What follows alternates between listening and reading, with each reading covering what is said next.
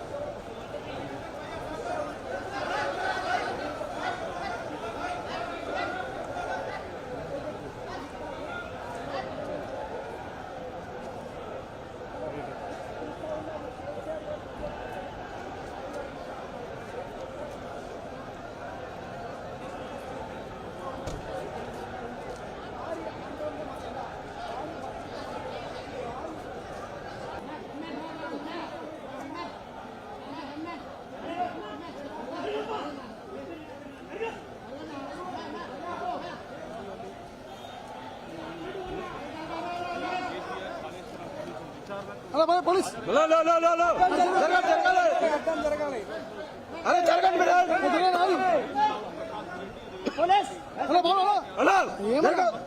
మిగతా నేతలంతా భవన్లకు ఎంటర్ అవుతున్నారు। నివేదిక కూడా ఫైల్తో ఆయన లోపలికి వెళ్తున్నారు। అన్ని ఆధారాలతో ఆయన కమిషన్ ముందుకు హాజరవుతున్నట్టు కూడా మనకు సీఎం రేవంత్ రెడ్డిపై బీఆర్ఎస్ వర్కింగ్ ప్రెసిడెంట్ కేటీఆర్ సంచలన వ్యాఖ్యలు చేశారు। రేవంత్ రెడ్డి కేసీఆర్ వెంట్రుకను కూడా పీకలేడు అని కేటీఆర్ తీవ్రంగా విమర్శించారు। బీఆర్కే భవన్ వద్ద కేటీఆర్ మీడియాతో మాట్లాడారు। కేసీఆర్ అంటే ఒక చరిత్ర, ఇరిగేషన్ విషయంలో కేసీఆర్ ను విచారణకు పిలిచారంటే హనుమంతుడి ముందు కుప్పిగంతులు లాంటిది। ఇరిగేషన్ మీద కేసీఆర్ కు ఉన్న అవగాహన బహుశా ఈ దేశంలోనే సమకాలీన రాజకీయ నాయకులలో ఎవరికి ఉండదు। చివరకు ధర్మం న్యాయమే గెలుస్తుంది। తెలంగాణను సాధించిన నాయకుడిగా, సస్యశ్యామలం చేసిన నాయకుడిగా కేసీఆర్ పేరు చరిత్రలో సువర్ణ అక్షరాలతో లిఖించబడుతుందని కేటీఆర్ తెలిపారు। పార్టీల నుంచి ప్రజల దృష్టిని మరల్చాలని ప్రయత్నం చేసినా మల్లనీయం ప్రజల తరపున అడుగుతూనే ఉంటాం। నువ్వెన్ని రకాలుగా వేధించినా నిన్ను వదిలిపెట్టాం, నీ కాంగ్రెస్ పార్టీని బొందబెట్టేదాకా వెంటాడుతూనే ఉంటాం। కేసీఆర్ కమిషన్ ముందు పిలవాలి కాబట్టి పిలిచారనుకోవచ్చా?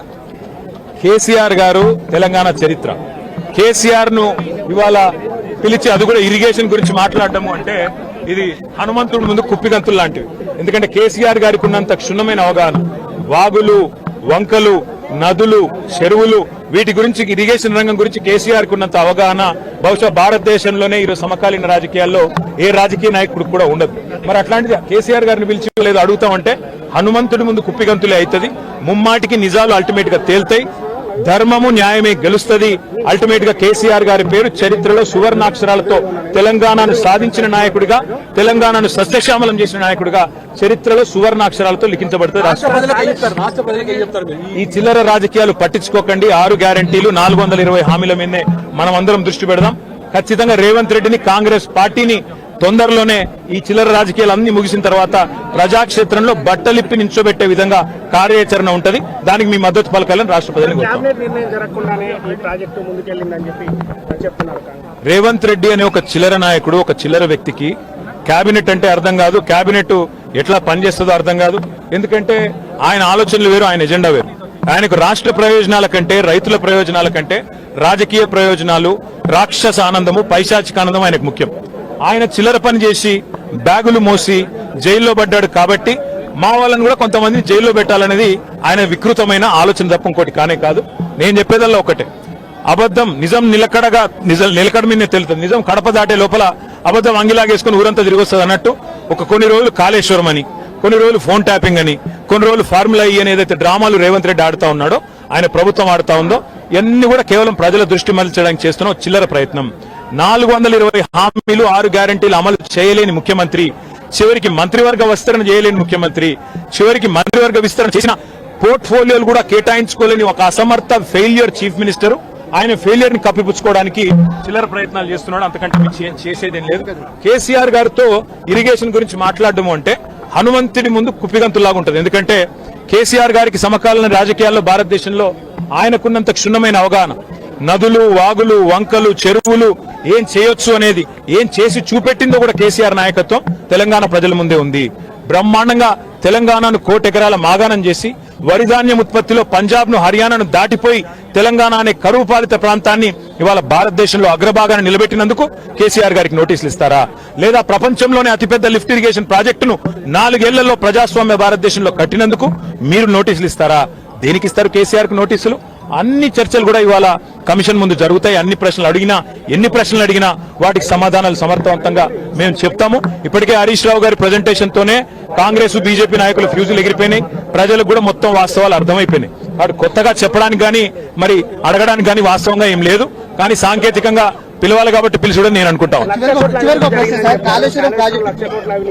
రేవంత్ రెడ్డి వాళ్ళ మామ దగ్గర కూర్చుంటే మంచిది. పిల్లనిచ్చిన మామ దగ్గర రేవంత్ రెడ్డి 5 నిమిషాలు కూర్చొని బుద్ధి జ్ఞానం తెచ్చుకుంటే మంచిది. సూదిని పద్మారెడ్డి గారు, గీత గారి తండ్రి, వారు చెప్పినారు 94,000 కోట్ల ఖర్చైన ప్రాజెక్టులో 1,00,000 కోట్ల అవినీతి అనేది ఒక తెలివి తక్కువడే అంటాడన్నాడు. మరి ఆ తెలివి తక్కువ ఆయన అల్లుడు. మా కర్మగాలి ఆ తెలివి తక్కువ ఇలా రాష్ట్రానికి ముఖ్యమంత్రి. కాబట్టి మేము అనేది ఏంటంటే రేవంత్ రెడ్డి గారు ముందు పోయి వాళ్ళ మామగారి దగ్గర కూర్చొని కొన్ని పాఠాలు నేర్చుకుంటే మంచిది. కాళేశ్వరం ప్రాజెక్టు విచారణ పూర్తిగా అయిపోయిన తరుణంలో మళ్ళీ 2 నెలలు పొడిగించి కేసీఆర్ ను ఇటు హరీష్ రావును పెంచినటువంటి సందర్భం కనిపించింది. దీన్ని ఎట్లా చూస్తుంది? ఖచ్చితంగా కక్ష సాధింపు, రాజకీయ వేధింపు తప్ప ఇందులో ఏమీ లేదు. నిజం నిలకడ మీద తేలుతుంది. ముమ్మాటికి అల్టిమేట్ గా ప్రజాక్షేత్రంలో, న్యాయస్థానాల్లో ఎక్కడెక్కడైతే ఇవాళ ఈ విచారణను, ఈ వేధింపులను ప్రజలు గమనిస్తున్నారో, 1 కోటి ఎకరాల మాగాణం చేసి పంజాబ్ ను, హర్యానాను దాటే విధంగా తెలంగాణలో వ్యవసాయ ఉత్పత్తి పెంచిన కేసీఆర్ గారి మీద వేధింపుకు పాల్పడితే తప్పకుండా ప్రజాక్షేత్రంలో ప్రజలు బుద్ధి చెప్తారు. 1.5 కాలంగా ఒక ప్రాజెక్టు డిపిఆర్ గానీ, కనీసం శంకుస్థాపన గానీ, ఒక ఇటుక పెట్టి కట్టే దాఖలాలు లేవు. ఎట్లా చూస్తారు కాంగ్రెస్ పార్టీ? ఎట్లా చూసేదేముంది? ఇటు కూలగొట్టడానికి వచ్చింది తప్ప కట్టనికి రాలేదు. ఈ పేదల ఇండ్లు కూలగొట్టడం, ఇట్లాంటి ప్రాజెక్టులు కూలగొట్టడం, విధ్వంసకరమైన ఆలోచనలు, రాజకీయ వేధింపులు, కక్ష సాధింపు తప్ప ఈ సన్నాసికి ఏమి చేత కాదని అర్థమవుతా ఉంది. అందులో అర్థం కాకపోవడానికి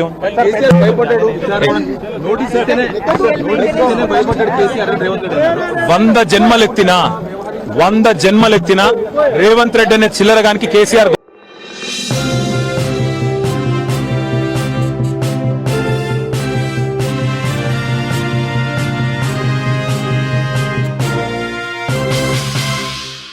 వైఎస్ఆర్సీపీ అధినేత మాజీ ముఖ్యమంత్రి వైఎస్ జగన్మోహన్ రెడ్డి పొదిలి పొగాకు బోర్డును సందర్శించారు. పొగాకు బెయిళ్లను పరిశీలించిన ఆయన ధరల వివరాలపై అధికారులను అడిగి తెలుసుకున్నారు. రైతులు ఎందుకు నష్టపోవాల్సి వస్తుంది అని ఆరా తీశారు. మరోవైపు గిట్టుబాటు ధర లేక అల్లాడిపోతున్న రైతులతో ముఖాముఖి నిర్వహించి వాళ్ళ సమస్యలు అడిగి తెలుసుకున్నారు. జగన్ రాక నేపథ్యంలో పొదిలి మొత్తం జనసంద్రంగా మారింది. అంతకు ముందు జగన్ కు పొదిలిలో అపూర్వ స్వాగతం లభించింది. ఆయన్ని కలిసేందుకు, చూసేందుకు భారీగా రైతులు, జనం తరలివచ్చారు. జై జగన్, జై జై జగన్ నినాదాలతో హోరెత్తించారు.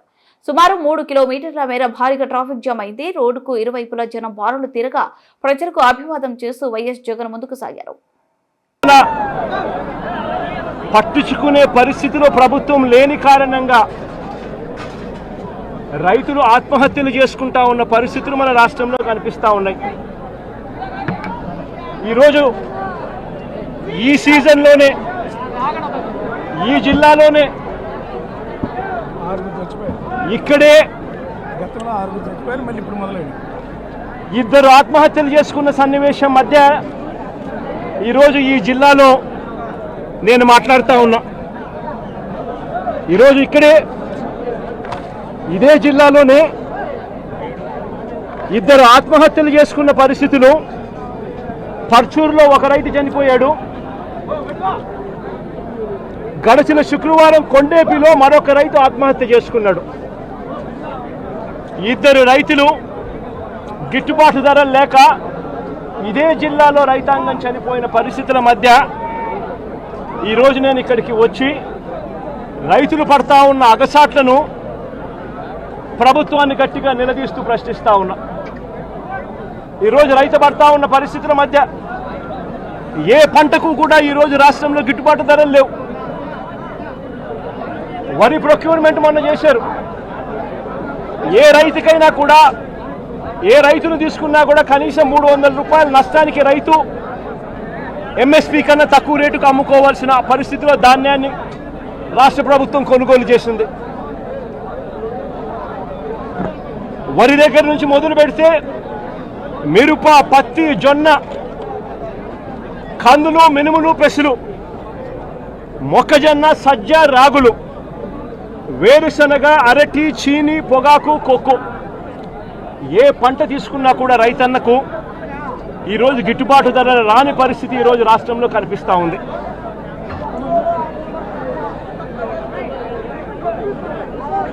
కేవలం ఒక సంవత్సరం కిందట వైఎస్ఆర్సీపీ ప్రభుత్వం ఉన్నప్పుడు రైతు రాజ్యంగా రాష్ట్రంలో పరిపాలన సాగించినప్పుడు రైతు పరిస్థితి ఎలా ఉండేది, ఒక్క సంవత్సర కాలంలో రైతు ఎలా దిగజారిపోయాడు అని చెప్పడానికి నిదర్శనం ఈరోజు రాష్ట్రంలో ఈ జిల్లాలో జరిగిన రైతు ఆత్మహత్యలు. గత ఏడాది రైతు భరోసా కింద రైతన్న పెట్టుబడి సమయంలో రైతన్నకు పంట వేసే సమయంలోనే మే మాసం చివరికల్లా ఖరీఫ్ మొదలయ్యే నాటికల్లా రైతన్నకు రైతు భరోసా కింద పెట్టుబడి సహాయం కింద సహాయం అందేది. వైఎస్ఆర్సీపీ ప్రభుత్వ హయాంలో, మా ప్రభుత్వ హయాంలో గత ఏడాది రైతు భరోసా కింద అందుతా ఉన్న ఆ సొమ్ము చంద్రబాబు నాయుడు గారు వచ్చిన తర్వాత ఆగిపోయింది. ఈ పెద్ద మనిషి చంద్రబాబు నాయుడు గారు వచ్చిన తర్వాత గత ఏడాది రైతు భరోసా కింద మోడీ గారు ఇచ్చే 6,000 కాక మరో 20,000 రూపాయలు రైతు భరోసా కింద ఇస్తానని చెప్పాడు ఈ పెద్ద మనిషి చంద్రబాబు నాయుడు. గత సంవత్సరం రైతులకు ఇవ్వాల్సిన 20,000 రూపాయలు ఎగరగొట్టేశాడు.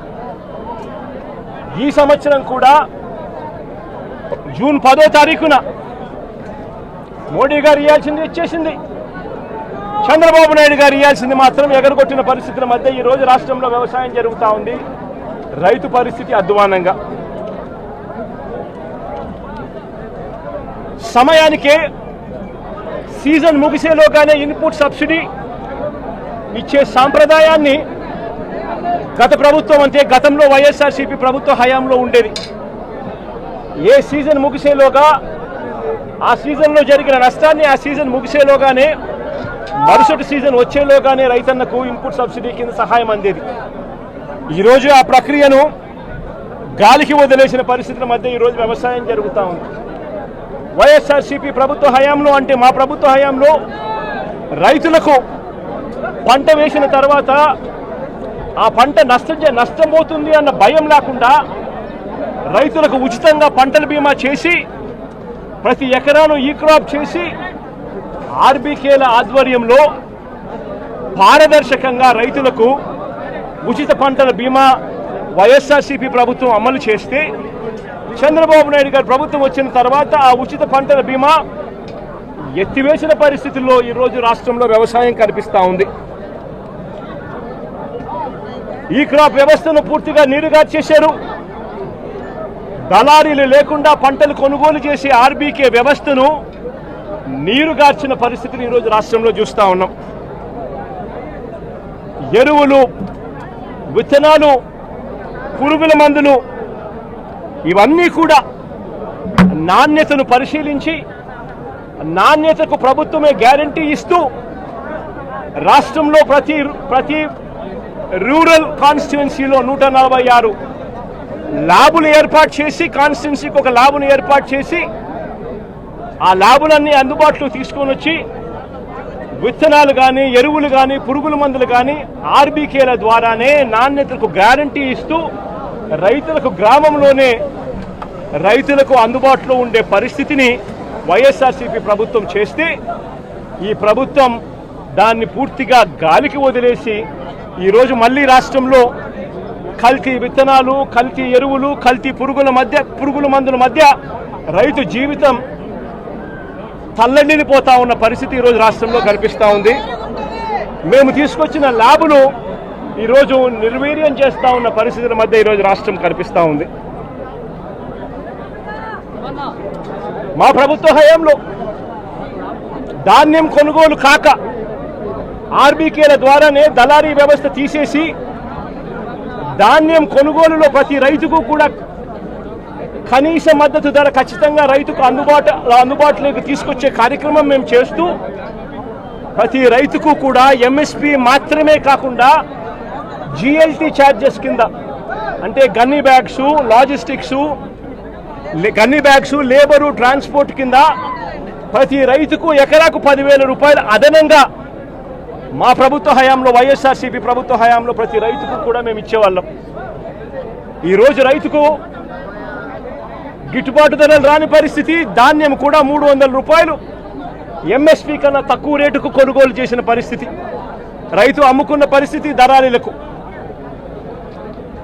ధాన్యం కొనుగోలుకే కాకుండా మా ప్రభుత్వం వైఎస్ఆర్సీపీ ప్రభుత్వంలో గతంలో 3,000 కోట్ల రూపాయలతో ధరల స్థిరీకరణ నిధి తీసుకొచ్చి ఏకంగా 5 సంవత్సరాల కాలంలో 7,500 కోట్ల రూపాయలు ఖర్చు చేసి మార్కెట్లో కొనుగోళ్లు చేసి మార్కెట్లో పోటీతనాన్ని పెంచి రైతులకు గిట్టుబాటు ధరలు వచ్చేట్టుగా మా ప్రభుత్వ హయాంలో 7,800 కోట్ల రూపాయలు ఖర్చు చేసి రైతులను ఆదుకున్న పరిస్థితి మాది. అయితే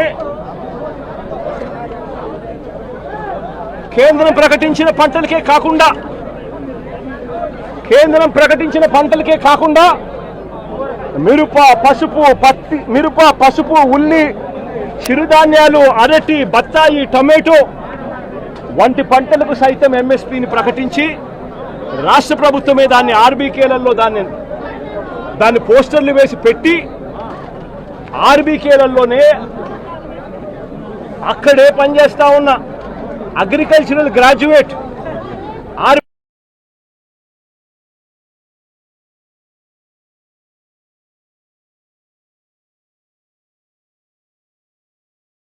అక్కడే కూర్చోబెట్టి ఆ పంటలకు సంబంధించిన రేట్లు వెంటనే అప్డేట్ చేసేవాళ్ళు. ఏ పంటకైనా కూడా గిట్టుబాటు ధర రాని పరిస్థితి ఎక్కడైనా ఉంటే వెంటనే ప్రభుత్వం ఇన్వాల్వ్ అయ్యేది. జాయింట్ కలెక్టర్లు అందరూ కూడా మార్క్ఫెడ్కు వీళ్ళందరూ కూడా జాయింట్ ఎండీలుగా వీళ్ళందరినీ కూడా నమోదు చేశారు. వెంటనే మార్కెటింగ్ శాఖ ఇన్వాల్వ్ అయ్యి జాయింట్ కలెక్టర్ల ఆధ్వర్యంలో పంటలు కొనుగోలు చేసే పరిస్థితి. ఈరోజు అవన్నీ కూడా గాలికి ఎగిరిపోయిన పరిస్థితుల మధ్య ఈరోజు రాష్ట్రంలో వ్యవసాయం జరుగుతూ ఉంది. ఈరోజు ఈ పొగాకు పంటే తీసుకుంటే ఈ చంద్రబాబు నాయుడు గారి ప్రభుత్వం రాక మునుపు అంటే మా ప్రభుత్వం చివరి సంవత్సరంలో కూడా పొగాకు పంటకు సంబంధించి 2023-24 అంటే మా ప్రభుత్వ హయాంలో కేజీ 366 రూపాయలు అంటే గత సంవత్సరం కేజీ 366 రూపాయలు అంటే 36,000 రూపాయలకు KG tobacco KG Virginia tobacco అమ్ముడుపోయింది.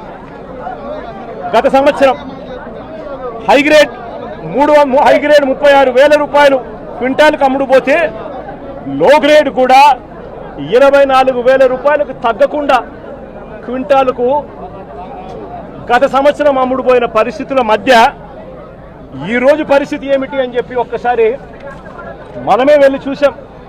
ఈరోజు కాస్తో కూస్తో జగన్ వస్తున్నాడు కాబట్టి అని చెప్పి కాస్తో కూస్తో వీళ్ళంతా కూడా సిండికేట్ కింద ఫామ్ అయి కాస్తో కూస్తో 100 రేట్లు పెంచే ప్రయత్నం చేశారు. జగన్ వస్తున్నాడు కదా, మళ్ళీ జగన్ ఎక్కడ మాట్లాడతాడో, మళ్ళీ అల్లరవుతాడేమో, అల్లరవుతుందేమో అని చెప్పి.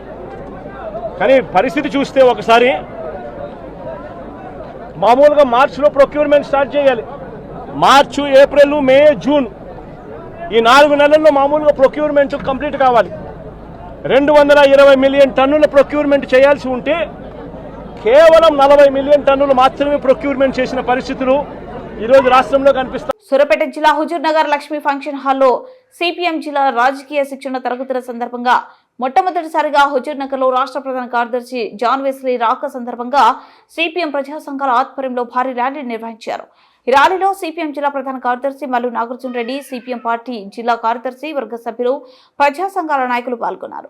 అనంతరం పార్టీ ప్రజా సంఘాల నిర్మాణం అబ్బాస్ బోధించగా మతోన్మాదం అనే క్లాసును సిపిఎం రాష్ట్ర ప్రధాన కార్యదర్శి జాన్ వెస్లీ బోధించారు.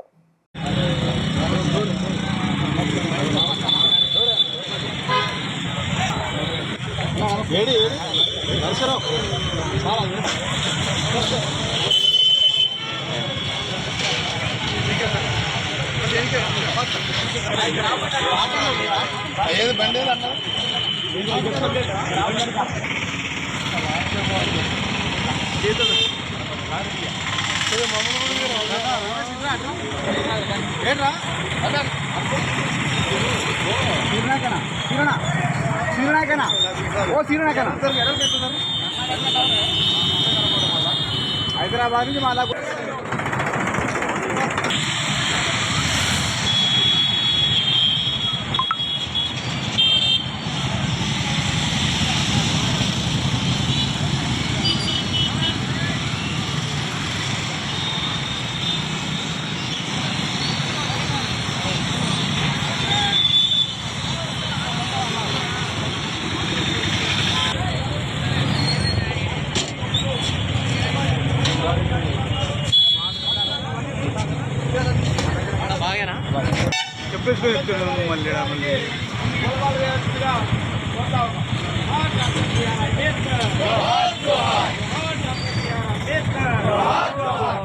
పట్టుకోనా అవసరం పట్టుకోనా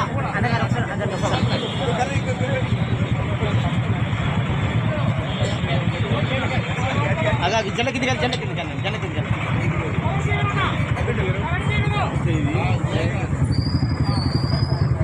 ఓకే.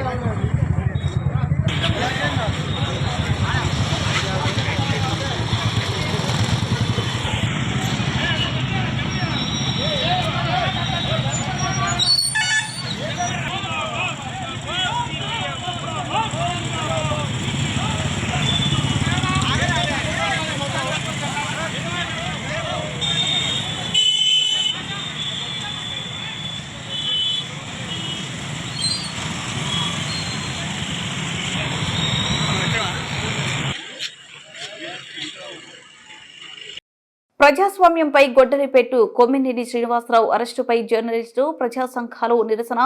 ఆంధ్రప్రదేశ్లో Sakshi senior journalist Kommineni Srinivasarao arrest హేయనీయమైన అతన్ని వెంటనే విడుదల చేయాలని డిమాండ్ చేస్తూ కామారెడ్డి పట్టణంలోని మున్సిపల్ కార్యాలయం వద్ద అంబేద్కర్ విగ్రహం ముందు నల్ల బ్యాడ్జీలతో టీయూడబ్ల్యూజే జర్నలిస్టు, ప్రజా సంఘాలు ఆధ్వర్యంలో నిరసన చేపట్టారు.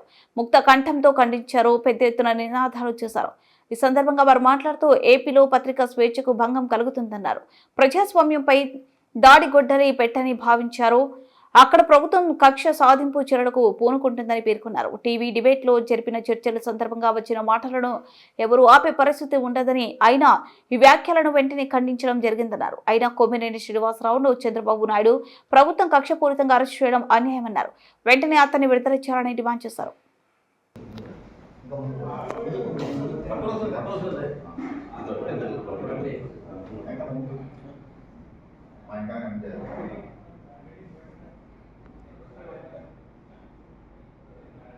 వార్తలు ముగించే ముందు ముఖ్యాంశాలు మరోసారి.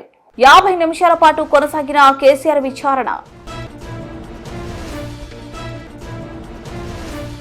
రేవంత్ రెడ్డి కేసీఆర్ వెంట్రుకను కూడా పీకలేడు. కేటీఆర్ సంచలన వ్యాఖ్యలు. ప్రకాశం జిల్లా పొదిలిలో జగనన్న జన ప్రభంజనం. సూర్యాపేట జిల్లా హుజూర్ నగర్ లో సిపిఎం ప్రజా సంఘాల ఆధ్వర్యంలో భారీ ర్యాలీ. ప్రజాస్వామ్యంపై గొడ్డలి పెట్టు కొమ్మినేని శ్రీనివాసరావు అరెస్టుపై జర్నలిస్టుల ప్రజా సంఘాలు నిరసన